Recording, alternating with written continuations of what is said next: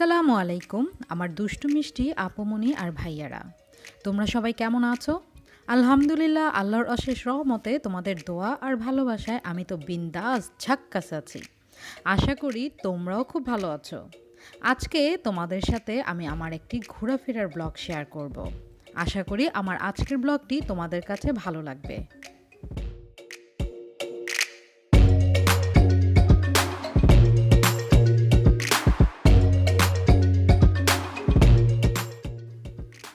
সিলেট, সুনামগঞ্জ অনেক জায়গায় তোমাদেরকে দেখিয়েছি। আজকে তোমাদেরকে দেখাবো মৌলভীবাজার। এই যে এটি হচ্ছে মৌলভীবাজারের শহর। দেখে বোঝাই যায় না যে এটি মৌলভীবাজারের শহর। অনেক কোলাহলপূর্ণ। আর এই যে দেখতে পাচ্ছ, যাচ্ছি তো যাচ্ছি। সবুজে ঘেরা সুন্দর এই জায়গাটি হচ্ছে মৌলভীবাজার। মৌলভীবাজারে কিন্তু অনেক ঘোরার জায়গা রয়েছে। তোমরা যারা নাকি সিলেট আসবে তারা যদি একটু খোঁজখবর নিয়ে আসো তাহলে দেখতে পারবে অনেক সুন্দর সুন্দর জায়গা রয়েছে এই মৌলভীবাজারে। এই যে দেখতে পাচ্ছ এটি ঢেউপাশা খেয়াঘাট। খুব সুন্দর একটি জায়গা, যদিও খুব ছোট্ট একটি নদী।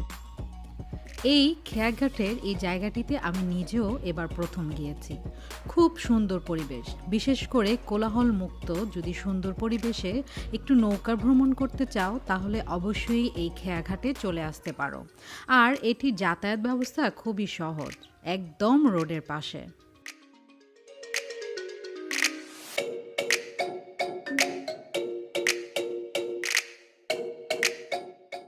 মাথার উপরে বিশাল নীল আকাশ, আর চারিদিকে সবুজ সবুজ আর সবুজ। আর এমন সুন্দর একটি পরিষ্কার টলমলে পানির নদী দেখতে কার না ভালো লাগে। তবে আমাদের সময় কম ছিল বলে আমরা আর আজকে নৌকা ভ্রমণ করতে পারিনি। তবে তোমরা গেলে অবশ্যই নৌকা ভ্রমণ করবে, কারণ এখানের মাঝিগুলো খুবই ভালো। আমরা যখন দাঁড়িয়ে দাঁড়িয়ে দেখছিলাম এখানের সৌন্দর্য, তখন একটি মাঝি তাড়াতাড়ি করে চলে এসেছে আমাদের ঘোরানোর জন্য।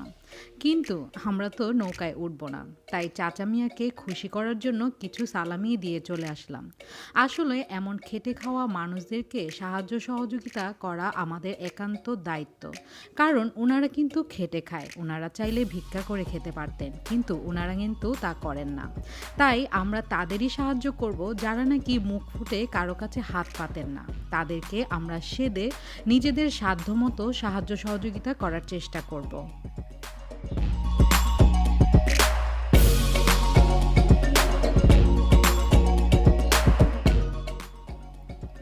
ডিজিটাল এই যুগে বাচ্চাদের খেলার তেমন কোনোই জায়গা নেই।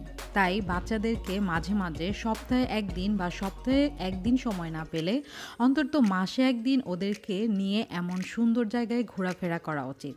এতে করে তাদের মন মানসিকতা যেমন সুন্দর হবে, তেমনি মন প্রকৃতির মতো উদার আর বিশাল হবে। তোমরা যারা আমার ভিডিও দেখো তারা তো অবশ্যই জানো যে আমি কিছুদিন পরপরই চলে যাই এমন প্রকৃতির কাছে। প্রকৃতির প্রেমে পড়েই আমি রয়ে গিয়েছি এই সিলেটে। ছুটে যাই সিলেট, সুনামগঞ্জ, মৌলভীবাজার, হবিগঞ্জ, সবগুলো জায়গায়। প্রকৃতি আমাকে অনেক বেশি টানে। এই যে দেখতে পাচ্ছ মাঝি, উনি আমাদেরকে নেয়ার জন্য দৌড় দিয়ে চলে এসেছিলেন। উনি খুবই ভালো একজন মানুষ। নৌকার এই পার থেকে ওই পারে মানুষদেরকে নিয়ে গিয়ে উনি ওনার জীবিকা নির্বাহ করেন।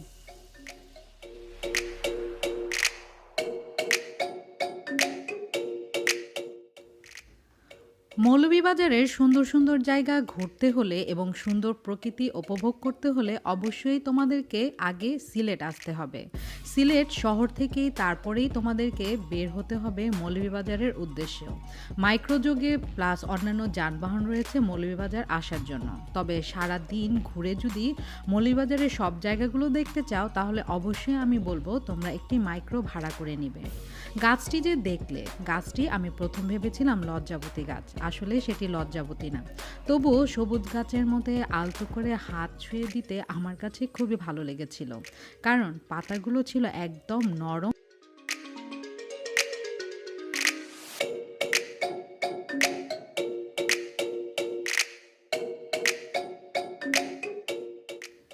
যেতে যেতে হঠাৎ করে চোখে পড়লো একটি দোকানে একটি পাখি। তাড়াতাড়ি করে আমি গাড়ি থামিয়ে নেমে পড়েছি সেই পাখির সাথে কথা বলার জন্য। আসলে পাখিটা কথা বলে, মাইনা পাখি। দেখো কত সুন্দর করে সে আমার কথার জবাব দিচ্ছে। মাইনা, অসাধারণ।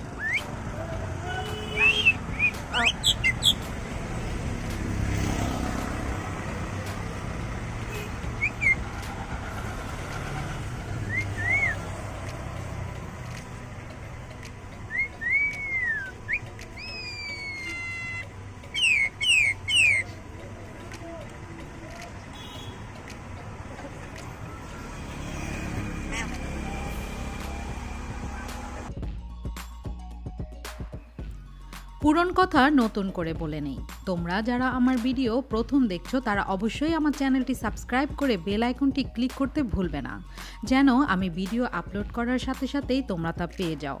এবং আমার ভিডিওগুলো যদি তোমাদের কাছে ভালো লেগে থাকে তাহলে অবশ্যই কমেন্টসের মাধ্যমে জানাবেন। শুধু ভালো লাগলে নয়, খারাপ লাগলেও আমাকে জানাবে, কারণ তোমাদের প্রতিটা ভালো খারাপ কমেন্টসই আমাকে উৎসাহ দিবে এবং আমার ভুল ত্রুটিগুলো শুধরাতে সাহায্য করবে।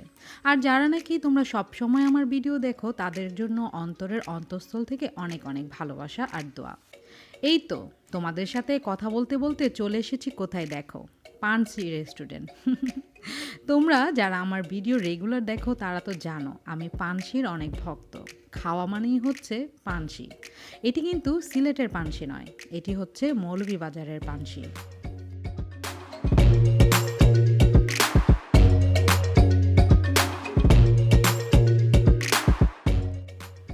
ঘোরাঘুরি করার পর হয়ে গিয়েছিল দুপুর, তাই ভাবলাম আমরা লাঞ্চ করে নিই।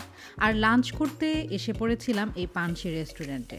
পানসি রেস্টুরেন্টটা কিন্তু এই জায়গাটা একটু ছোট হলো, এটা কিন্তু ওপরেও স্পেস রয়েছে, এর পাশেও স্পেস রয়েছে, তবে এই স্পেসটা হচ্ছে পুরোটাই এসি।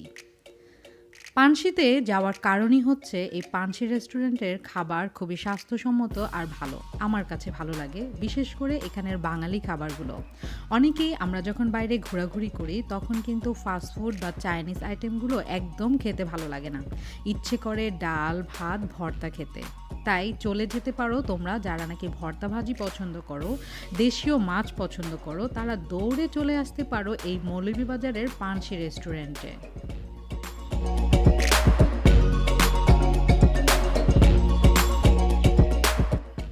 আমার সুপার হিরো ছেলে, ও তো সারা দিনে অনেক কিছু সাজে, কখনো সুপারম্যান, কখনো ব্যাটম্যান, কখনো আয়রন ম্যান, অনেক কিছু।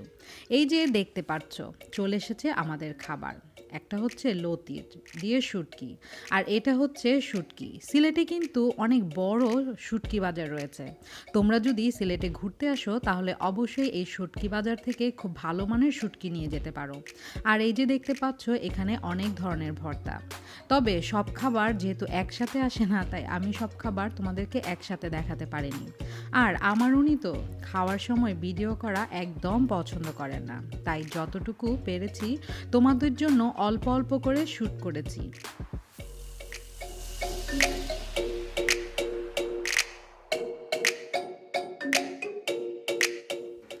শীতের দিন মানেই হচ্ছে ঘোরাফেরা, পিঠা খাওয়া, অনেক মজা করা, অনেক আনন্দ করা।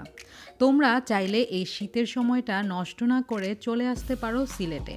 আর সিলেটে আসলে ঘুরে যেতে পারো সিলেট, সুনামগঞ্জ, মৌলভীবাজার, কারণ এখন অনেক সুন্দর সুন্দর জায়গা হয়েছে ঘোরার মতো।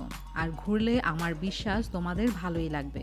কষ্ট কম, কিন্তু এত সুন্দর প্রকৃতি দেখতে চাইলে অবশ্যই চলে আসতে পারো এই মৌলভীবাজার শহরে। মৌলভীবাজারে কিন্তু অনেক অনেক সুন্দর সুন্দর জায়গা রয়েছে।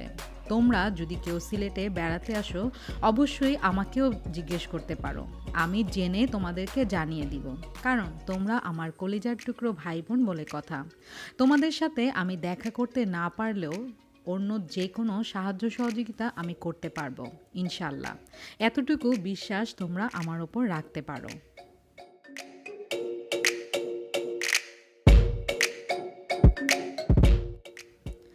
আমি লাকি, ঘুরতে ফিরতে অনেক ভালোবাসি, আর এখন ঘুরতে ফিরতে আরও বেশি ভালোবাসি, কারণ আমি যখন ঘুরে ফিরে বেড়াই তখন তোমাদের কথা সব সময় মনে পড়ে, আর তোমরা সেগুলো দেখে যখন সুন্দর সুন্দর কমেন্টস করো আমাকে আরও উৎসাহ দাও, আমার কাছে অনেক অনেক বেশি ভালো লাগে।